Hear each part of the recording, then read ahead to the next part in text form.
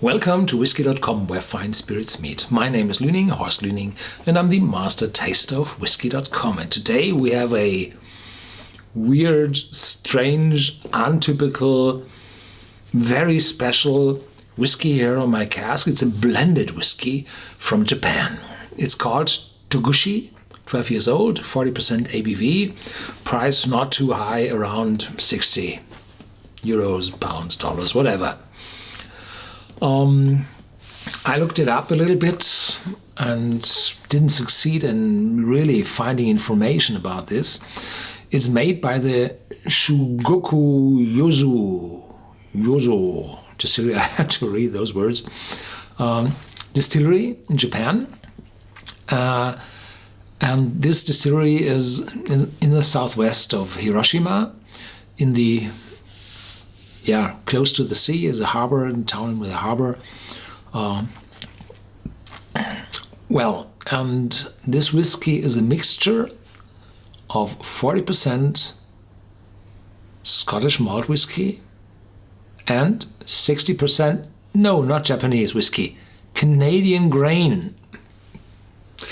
So 40% malt, Scotch malts, and 6% Canadian grain, and then matured in an old railway tunnel.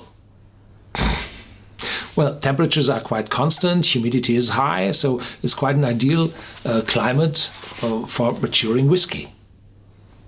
The loss is quite small, the angel share, and the whiskey is able to interact with the staves of the cask. So no bad idea. So it's distilled in Scotland and Canada and matured in Japan and then brought over to Europe. Thank you very much. 60 euros, yes, a lot of transportation, a lot of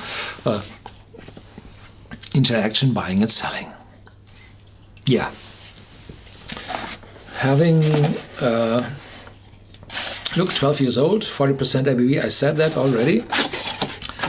And inside this recycling card box is a different bottle, probably Japanese style, I have no idea.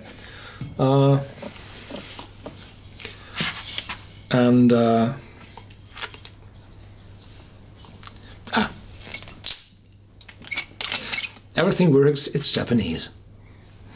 So there's no cork. A lot of people say, oh, you need a cork on a whiskey, authentic, and so on. The Japanese say, no, we have a screw cap, and this means no bad taste from the cork. There are different screw caps. There are those plastic screw caps, which I prefer, and there are metal screw caps, as they were formerly used in Scotland, and still a lot of blended whiskey producers use them. They are getting loose with the time, and then evaporation starts. So this plastic cap with the sealing in it, quite too perfect for closing whiskey. Not that authentic, but a whiskey coming from Scotland and Canada, matured in Japan, I think there's no need for being authentic.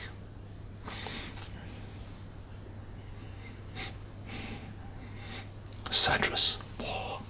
A lot of citrus aroma. Where does this come from? Lemons. And then there's some spiciness behind.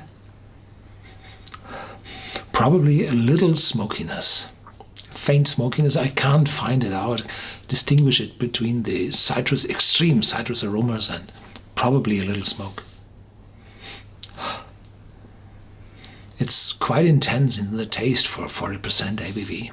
Quite intense. But there's no depth, no old, no oakiness in the first nose. No. Not enough. Not at all.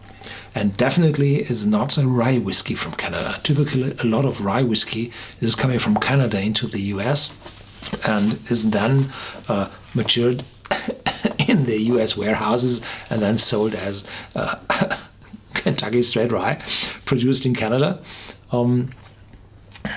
But this is definitely not rye. It's grain, but grain, whether it's wheat or corn, maize, I can't tell you. It's not that sweet, so it might be wheat. And the malt is able to tear this little sweetness down even more. And this lemongrass, extremely.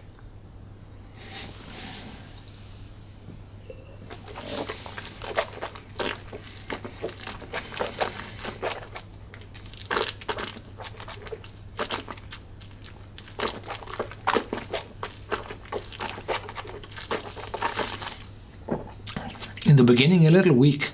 40% is not too much. And then spiciness is kicking in. No rye. No, I don't think so. It's oakiness. Yeah. Fresh. Again, citrus notes. I don't know if it's a smokiness. So much citrus notes in the nose. No alcohol, 40% ABV, just low. Yeah, a very different whiskey. Never had such one before. No, not at all. So you aren't able to learn something if you're not tasting different whiskies. So this one is different, and the chances that you're able to get your fingers on such a Togouchi blended Japanese whiskey, which isn't produced in Japan, but just matured in Japan, is quite low. But if you have the chance, want to try something different, feel free. Thank you very much for watching. Stay tuned, there's more to come, and feel free to share this video with your friends.